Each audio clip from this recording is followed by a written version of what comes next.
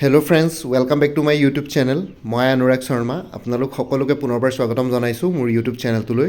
আজি মই আপোনালোকৰ সন্মুখত এটা নতুন ভিডিঅ'লৈ উপস্থিত হৈছোঁ আৰু আজিৰ ভিডিঅ'টোত আপোনালোকে দেখিছে যে গুৱাহাটী হাইকোৰ্টৰ যোনটো জুনিয়ৰ এডমিনিষ্ট্ৰেটিভ এছিষ্টেণ্টৰ পৰীক্ষা আছিলে ৰিটেন এক্সামিনেশ্যন ফেজ 1, সেই ৰিটেন এক্সামিনেশ্যনৰ অলৰেডি স্কেডুল কৰা হৈছিলে 1 ফেব্ৰুৱাৰী 2026 আৰু তাৰে আপোনালোকে এডমিট কাৰ্ডসমূহ মই এইটো ৰিমাইণ্ডাৰ মেছেজ দিছোঁ, ৰিমাইণ্ডাৰ ভিডিঅ' এইটো এডমিট কাৰ্ডসমূহ আপোনালোকে অহা কাইলৈৰ পৰা 22 জানুৱাৰী 2026 22 জানুৱাৰী 2026 বৰ্ষৰ ইভিনিং 3টা বজাৰ পৰা 3 PM অনৱাৰ্ডছ আপোনালোকে ডাউনলোড কৰিব পাৰিব।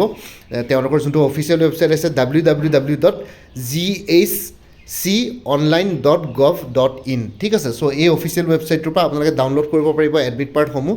আৰু লগতে এই ভিডিঅ'টোত মই আপোনালোকক জনাম অলপ নিগেটিভ মাৰ্কিঙৰ ওপৰত, ঠিক আছে। তাৰ আগতে মই আপোনালোকক কৈ দিছোঁ, আৰু আপোনালোকে মোৰ পৰা যদি অলৰেডি কৰ্চেছ লৈ থৈছে তেতিয়াহ'লে ঠিকে আছে, যদি লোৱা নাই তেতিয়াহ'লে আৰু যিসকলে লৈ থৈছে জুনিয়ৰ এডমিনিষ্ট্ৰেটিভ এছিষ্টেণ্টৰ আপোনালোকে মোৰ যোনখিনি মই ষ্টাডি মেটেৰিয়েলছ প্ৰভাইড কৰিছিলোঁ সেইখিনি ভালকৈ চাই যাব, স্পেচিয়েলি কাৰেণ্ট এফেয়াৰ্ছখিনি, ঠিক আছে। আৰু যোনখিনি মই তাতে আপোনালোকক মেথছ দিছিলোঁ সেই মেথছখিনি কিন্তু বহুত ইম্পৰ্টেণ্ট, সেইখিনিয়ে আপোনালোকে ঘূৰাই পকাই কম্পিটিটিভ এক্সামছবিলাকত আহি থাকে। চ' সেইখিনি ভালকৈ চাই যাব, মই যোনকেইটা PDF দিছিলোঁ। আৰু ঠিক তেনেদৰে গুৱাহাটী হাইকোৰ্টৰ জুডিচিয়েল এছিষ্টেণ্ট, গুৱাহাটী হাইকোৰ্টৰ জুনিয়ৰ এডমিনিষ্ট্ৰেটিভ এছিষ্টেণ্ট আৰু গুৱাহাটী হাইকোৰ্টৰ মাল্টি টাস্কিং ষ্টাফৰ কাৰণে ফুল কৰ্চেছ এভেইলেবল আছে। Judicial assistant 350, junior administrative assistant 375 আৰু মাল্টি টাস্কিং ষ্টাফৰ 325ত এভেইলেবল আছে। কৰ্চবিলাক আপোনালোকে PDF ফৰ্মেটত পাই যাব আৰু MCQs ৱেট বাকী মেথছ এপ্টিটিউড নিউমাৰিকেলছবিলাকৰ কাৰণে step by step explanation formula গোটেইখিনি পাই যাব। আৰু লগতে যোনখিনি আৰু লাগতিয়াল কিছুমান বস্তু আছে সেইখিনি মই এক্সটাৰ্নেল লিংকছো দি দিম ষ্টাডি মেটেৰিয়েলছৰ লগত, সেইখিনি আপোনালোকে চাই যাব। অলৰেডি যিসকলে লৈ থৈছে সেইখিনি ভালকৈ পঢ়ি যাব, এইখিনিও বহুতখিনি হেল্প হ'ব আপোনালোকৰ, স্পেচিয়েলি মেথছৰ যোনখিনি মই দিছোঁ কাৰেণ্ট এফেয়াৰ্ছ সেইখিনি বস্তু অলপ ভালকৈ চাই যাব, ঠিক আছে। ইয়াতে হোৱাটছএপ কৰি জনাব পাৰে 9706557851 কাৰোবাক যদি কৰ্চ লাগে। আৰু লগতে এতিয়া মই নিগেটিভ মাৰ্কিঙৰ কথা কৈছোঁ, আপোনালোকৰ বহুতৰ এটা কুৱেশ্যন থাকে যে অসমীয়াটো যিহেতু আছামিজ ছেকশ্যন যোনটো আছে সেইটো যিহেতু কোৱালিফাইং ছেকশ্যন, তাতে নিগেটিভ মাৰ্কিং থাকিবনে নাথাকে। এতিয়া মই 2-এজন ইউটিউবাৰকো দেখিছোঁ আৰু বহুতকেইজনক মোৰ ইয়াত কমেণ্ট কৰাও দেখিছোঁ যে আছামিজ ছেকশ্যনটোত নিগেটিভ মাৰ্কিং নাথাকে বুলি, কিন্তু তেনেকুৱা একদম নহয়, ঠিক আছে। আপোনালোকে মোৰ কথাটো ট্ৰাষ্টফুলি ল'ব পাৰে, ঠিক আছে, মোক ট্ৰাষ্ট কৰিব পাৰে।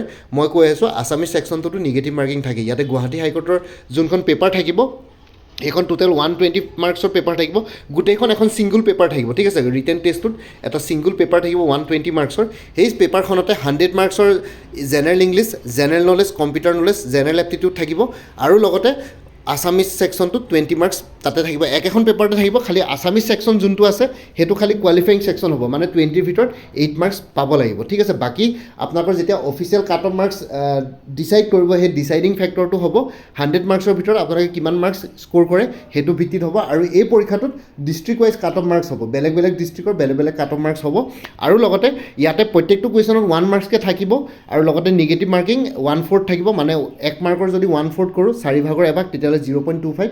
চ' আপোনালোকে যদি কোনোবা এটা এনচাৰ ভুল কৰে তেতিয়াহ'লে 0.25 মাৰ্কছকৈ নিগেটিভ মাৰ্কিং আপোনালোকৰ ইয়াতে এপ্লিকেবল হ'ব, ঠিক আছে। আৰু অসমীয়া ছেকশ্যনটোতো নিগেটিভ মাৰ্কিং আছে, চ' সেইটো কাৰণে আপোনালোকে বহুত ভালকৈ অসমীয়া ছেকশ্যনটো এটেম্প কৰিব, কাৰণ তাতে আপোনালোকৰ নিগেটিভ মাৰ্কিং থাকিব। আৰু অসমীয়া ছেকশ্যনটোত আপোনালোকে যদি ৰেণ্ডামলি বা কেনেবাকৈ টোক্কা মাৰিবলৈ চায় তেতিয়াহ'লে আপোনালোকৰ কিন্তু নিগেটিভ মাৰ্কিঙে প্ৰব্লেম কৰিব পাৰে। আৰু নিগেটিভ মাৰ্কিং যদি লাগি যায় তেতিয়াহ'লে আপোনালোকে 20ৰ ভিতৰত 8 মাৰ্কছ উঠোৱাটো অলপ দিগদাৰ হৈ যাব, কাৰণ অসমীয়া ছেকশ্যনটোতে এই গুৱাহাটী হাইকোৰ্টৰ এক্সামছবিলাকত যিহেতু অসমীয়া ছেকশ্যনটোত থাকে, সেই 20ৰ ভিতৰত 8 মাৰ্কছে বহুতবিলাকে নাপায়, ডিছকুৱালিফাই হৈ যায়। আৰু আছামিজ ছেকশ্যনটোত যদি অসমীয়াৰ যোনটো ছেকশ্যন আছে তাতে যদি আপোনালোকে 8 মাৰ্কছ স্ক'ৰ কৰিব নোৱাৰে তেতিয়াহ'লে আপোনালোকৰ যোনখন মেইন পেপাৰ থাকিব 100 মাৰ্কছৰ, সেই মেইন ছেকশ্যনকেইটাতো 100 মাৰ্কছৰ ভিতৰত যদি আউট অফ 100ও পায় তথাপিতো আপোনালোকে ডিছকুৱালিফাইড হৈ যাব গোটেই পৰীক্ষাটোৰ পৰা, ঠিক আছে।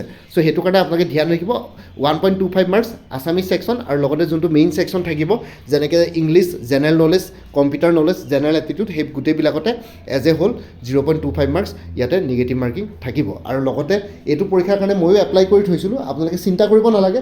মই পৰীক্ষাবিলাক এপ্লাই কৰোঁ এইটো কাৰণে কাৰণ মই যদিহে কেতিয়াবা সুবিধাজনকভাৱে মই যদি পৰীক্ষাটো দিবগৈ পাৰোঁগৈ তেতিয়াহ'লে মই কুৱেশ্যন পেপাৰছখন পাওঁ, কুৱেশ্যন পেপাৰখন পালে মানে মই কাট অফ মাৰ্কছৰ ভিডিঅ' বনাব পাৰোঁ, লগতে কুৱেশ্যন পেপাৰখন এনালাইচিছ কৰিব পাৰোঁ, কেনেকুৱা ধৰণৰ আহিলে, ইজি আহিছে নে মডাৰেট আহিছে নে টাফ আহিছে, সেইখিনি বস্তু এনালাইচিছ কৰিবৰ কাৰণে মই একচুৱেলি কিছুমান পৰীক্ষা দিওঁ। যদিহে মই কেতিয়াবা এভেইলেবল থাকোঁ মোৰ নিজৰ হোম ডিষ্ট্ৰিক্টত, তেতিয়া মই পৰীক্ষাবিলাক এপ্লাই কৰোঁ।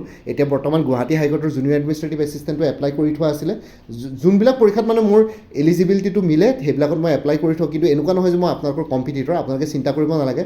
মই এইবিলাক বস্তু পঢ়ি থকা নাই আৰু মই তাতে কম্পিটিশ্যন দিবলৈ নাযাওঁ আপোনালোকক। মই জাষ্ট মোৰ কুৱেশ্যন পেপাৰ্ছবিলাক কালেক্ট কৰিবৰ কাৰণে পৰীক্ষা দিবলৈ যাওঁ। চ' আপোনালোকে মোক এক্সাম চেণ্টাৰবিলাকত কেতিয়াবা দেখিব পাৰে, লগ পাব পাৰে। দেখিলে মানে মাত লগাব, ভাল লাগিব। আৰু খালী কথাটো তেনেকুৱা বহুতবিলাক ইউটিউবাৰে কৰে, ময়ো কৰোঁ। APSC এক্সামছবিলাক হওক, APSC খালী মই কম্বাইন কম্পিটিটিভ এক্সামছটো দিছিলোঁ বাৰু জেনুৱেলি নিজৰ ফালৰ পৰা, কিন্তু সেইটো যিহেতু মোৰ এইম আছিলে, কিন্তু যদিহে সেইটো নহ'লে চ' সেইটো কাৰণে এতিয়া বৰ্তমান এইবিলাক এক্সামছবিলাকো এনেই মই এপ্লাই কৰোঁ, কিন্তু মই আপোনালোকক কম্পিটিশ্যন দিবলৈ নাযাওঁ। চিন্তা কৰিব নালাগে, আপোনালোকৰ পষ্ট মই নাখাওঁ। খালী জাষ্ট মোক কুৱেশ্যন পেপাৰখন লাগে আৰু লগতে পেপাৰখন এনালাইচিছ কৰিব পৰাকৈ কেনেকুৱা ধৰণৰ আহিছে, লেভেল অফ ডিফিকাল্টি বা কুৱেশ্যন পেটাৰ্ণ কেনেকুৱা, সেইখিনি জানিবৰ কাৰণেহে মই এক্সামছবিলাক দিওঁ। চ' সেইটো কাৰণে আপোনালোকে মোক লগ পাব পাৰে, ঠিক আছে। আৰু লগতে আপোনালোকৰ এক্সাম চেণ্টাৰবিলাক যোনখন ডিষ্ট্ৰিক্টৰ কাৰণে এপ্লাই কৰিছিলে তাতে হ'ব এক্সাম চেণ্টাৰ। চ' সেইটো মতে আপোনালোকে পাব লাগে। কাইলৈৰ পৰা এডমিট কাৰ্ডসমূহ আপোনালোকে মই ক'লোৱে 3টা বজাৰ পৰা কাইলৈৰ পৰা ডাউনলোড কৰিব পাৰিব। চ' আপোনালোকৰ কাৰণে অল দি বেষ্ট থাকিলে পৰীক্ষাটোৰ কাৰণে। ভালকৈ প্ৰিপেৰেশ্যন কৰক আৰু মই পাৰিলে আৰু দুটামান ইম্পৰ্টেণ্ট কুৱেশ্যনৰ ভিডিঅ' দিম বাৰু যিমান পাৰোঁ এইকেইদিনত। আৰু লগতে আপোনালোকে যদি এতিয়া যদি PDF কোৰ্চবিলাক লোৱা নাই তেতিয়াহ'লে ল'ব পাৰে লাষ্ট মমেণ্ট ৰিভিজনৰ কাৰণে। MCQs ফৰ্মেটত আছে আৰু মেথছখিনি আৰু কাৰেণ্ট এফেয়াৰ্ছখিনি ইম্পৰ্টেণ্ট, অলপ চাই যাব। ইয়াতে অসমীয়া ইংলিছ ছেকশ্যনো ইনক্লুডেড আছে। কোনোবা যিসকলে লৈছে তেওঁলোকেতো ফিডবেকবিলাক ভালেই দিছে বাৰু। এতিয়া যিসকলে লোৱা নাই তেওঁলোকে ল'ব পাৰে, কাৰণ ষ্টাডি মেটেৰিয়েলছবিলাক বহুতবিলাক চ'ৰ্চৰ পৰা কালেক্ট কৰি পেলাই লোৱা হৈছে। অকল মোৰেই নহয়, ইয়াতে মোৰো আছে আৰু বহুতবিলাক কোচিং ইনষ্টিটিউট বা টিচাৰ্ছবিলাকেও বনাই পেলাই দিয়া হৈছে গোটেইখিনি ষ্টাডি মেটেৰিয়েল। চ' এইখিনি যিকোনো কম্পিটিটিভ এক্সামছৰ কাৰণে হেল্পফুল হয়, ঠিক আছে। গুৱাহাটী হাইকোৰ্টৰ judicial assistant, junior administrative assistant, multitasking ষ্টাফৰ বাহিৰেও DHS গ্ৰেড 3 নন টেকনিকেলৰ ফুল কোৰ্চ এভেইলেবল আছে 350। IIT গুৱাহাটী আৰু কটন ইউনিভাৰ্চিটিৰ যোনকেইটা জুনিয়ৰ এছিষ্টেণ্টৰ পষ্ট ওলাইছিলে তাৰ কাৰণে ফুল কোৰ্চেছ এভেইলেবল আছে 300 ৰুপিছত। ADRE 3.0 ফুল কোৰ্চ এভেইলেবল আছে 300ত।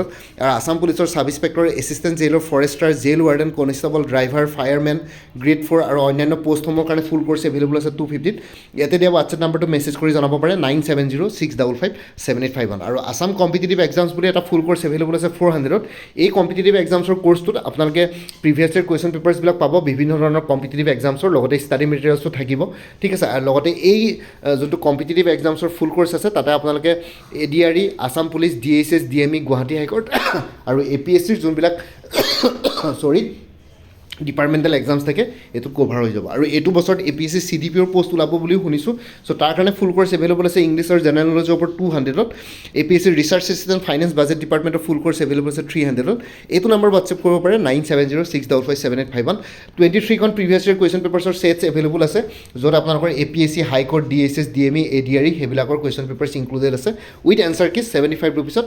এইটো নম্বৰ হোৱাটছএপ কৰিব পাৰে। নহয় বা কাৰেণ্ট এফেয়াৰ্ছ আৰু exam oriented maths aptitude, numericals with step by step এক্সপ্লেনেশ্যনৰ ফৰ্মুলা এনেইটো কোৰ্চবিলাকত ইনক্লুডেড আছে, কিন্তু কোনোবাই যদি বেলেগকৈ ল'ব বিচাৰে 100 ৰুপিছত এভেইলেবল আছে। এইটো নম্বৰ হোৱাটছএপ কৰিব পাৰে 9706557851। APSC ফৰেষ্ট ৰেঞ্জাৰ আৰু ছইল কনজাৰ্ভেশ্যন ৰেঞ্জাৰ ফুল কোৰ্চ এভেইলেবল আছে ইংলিছ আৰু জেনেৰেল নলেজৰ ওপৰত 350ত। এইটো নম্বৰ হোৱাটছএপ কৰিব পাৰিব 9706557851। আছাম এগ্ৰিকালচাৰ ইউনিভাৰ্চিটিৰ নন টিচিং পষ্টবিলাকৰ কাৰণে ফুল কোৰ্চ এভেইলেবল আছে 300ত। এইটো নম্বৰ হোৱাটছএপ কৰিব পাৰিব 9706557851। APSC assistant engineer, junior engineer full course available আছে জেনেৰেল ষ্টাডিজ আৰু ইংলিছ গ্ৰামাৰৰ ওপৰত 250 ৰুপিছত। এইটো নম্বৰ হোৱাটছএপ কৰিব পাৰিব 9706557851। আৰু মোৰ পৰা কোৰ্চ হ'লে কাৰেণ্ট এফেয়াৰ্ছবিলাক লাইফ টাইম পাই থাকিব, তাৰ কাৰণে কোনো ফাৰ্ডাৰ পে'মেণ্ট কৰিব নালাগে। প্ৰত্যেক মাহৰ ষ্টাৰ্টিং বা বিগিনিঙতে এটা ৰিমাইণ্ডাৰ মেছেজ দিলে হ'ল যে প্ৰিভিয়াছ মান্থ বা লাষ্ট মান্থৰ কাৰেণ্ট এফেয়াৰ্ছ লাগে, মই লগে লগে আপোনালোকৰ সৈতে শ্বেয়াৰ কৰি দিম। কোনোবা যদি ইণ্টাৰেষ্টেড কেণ্ডিডেটছ আছে এইটো নম্বৰ হোৱাটছএপ কৰি জনাব পাৰে 9706557851। আপোনালোকক কোনটো কোৰ্চ লাগে, কোৰ্চৰ কণ্টেণ্টছখিনি শ্বেয়াৰ কৰিম, লগতে পে'মেণ্টৰ লিংক দি দিম। পে'মেণ্ট কৰাৰ লগে লগে গোটেই কোৰ্চটো নিজৰ হোৱাটছএপত PDF ফৰ্মেটত পাই যাব। আৰু ইয়াতে যোনটো হোৱাটছএপ নাম্বাৰ দিয়া আছে সেইটো অনুগ্ৰহ কৰি কল নকৰিব, এইটো জাষ্ট হোৱাটছএপ মেছেজৰ কাৰণে এভেইলেবল, কলৰ কাৰণে এভেইলেবল নহয়। বাকী কোনোবাই যদি আগতে মোৰ পৰা কিবা কোৰ্চ মেটেৰিয়েলছ লৈ থৈছিলে তেতিয়া জনাই দিব, আগৰ মেটেৰিয়েলছখিনি বাদ দি যোনখিনি নতুন মেটেৰিয়েলছ লাগিব সেইখিনি ল'লেই হ'ল, তেতিয়া প্ৰাইচটো অলপ কমি যাব। বাকী ভিডিঅ' ডেছক্ৰিপশ্যন আৰু কমেণ্ট ছেকশ্যন চেক কৰক, তাতে কোৰ্চখিনিৰ কথা আৰু এবাৰ উল্লেখ কৰি দিয়া আছে। লগতে গুৱাহাটী হাইকোৰ্টৰ জুনিয়ৰ এডমিনিষ্ট্ৰেটিভ এছিষ্টেণ্ট বুলি এটা প্লেলিষ্ট ক্ৰিয়েট কৰি থোৱা আছে, সেই প্লেলিষ্টত গ'লে এই পৰীক্ষাটোৰ লগত জড়িত সকলো ধৰণৰ ভিডিঅ'ছ পাই যাব, লগতে ইম্পৰ্টেণ্ট কুৱেশ্যনছৰ ভিডিঅ'ছো ইনক্লুডেড আছে তাতে সেই প্লেলিষ্টটোত, ঠিক আছে। ভিডিঅ' ডেছক্ৰিপশ্যনতে প্লেলিষ্টৰ লিংক দিয়া আছে। লগতে মোৰ আৰু এটা চেনেল আছে অসম IQ বুলি, সেই চেনেলটোৰ লিংকটো ভিডিঅ' ডেছক্ৰিপশ্যনত শ্বেয়াৰ কৰিছোঁ। কৰিছোঁ আপোনালোকে সেইটো চেনেলো ছাবস্ক্ৰাইব কৰি ল'ব পাৰিব চ' ভৱিষ্যতলৈ এনেকুৱা ধৰণৰ কম্পিটিটিভ এক্সামছবিলাক দিয়াৰ ক্ষেত্ৰত আৰু অলপ এক্সট্ৰা গাইডেঞ্চ পাই যায় বাকী মোৰ ভিডিঅ'ছবোৰ চাই যদি ভাল পায় মোৰ চেনেলটো ছাবস্ক্ৰাইব কৰি ল'ব আৰু লগতে আপোনালোকৰ যিমানখিনি ফেমিলি ফ্ৰেণ্ডছ ৰিলেটিভছ আৰু চিনাকি এক্সপিৰিয়েঞ্চ আছে তেওঁলোকৰ লগত মোৰ চেনেলটো শ্বেয়াৰ কৰিব লগতে কমেণ্ট ছেকশ্যনত জনাব কিবা যদি কুৱেশ্যন থাকে ডাউট থাকে মই নিশ্চয় আপোনালোকৰ কুৱেশ্যনছ আৰু ডাউটছবিলাকৰ ৰিপ্লাই দিবলৈ চেষ্টা কৰিম বাকী আজিৰ ভিডিঅ'টো ইমানতে সমাপ্ত কৰি আপোনালোক সকলোৰে পৰা বিদায় ল'লোঁ কাইলৈ পুনৰ এটা নতুন ভিডিঅ' লৈ আপোনালোকৰ সন্মুখত উপস্থিত হ'ম তেতিয়ালৈকে ভালকৈ প্ৰিপেৰেশ্যন কৰি থাকক সকলোৱে অল দি বেষ্ট থাকিলে bye and take care friends Bharat Mata কি জয় জয় আই অসম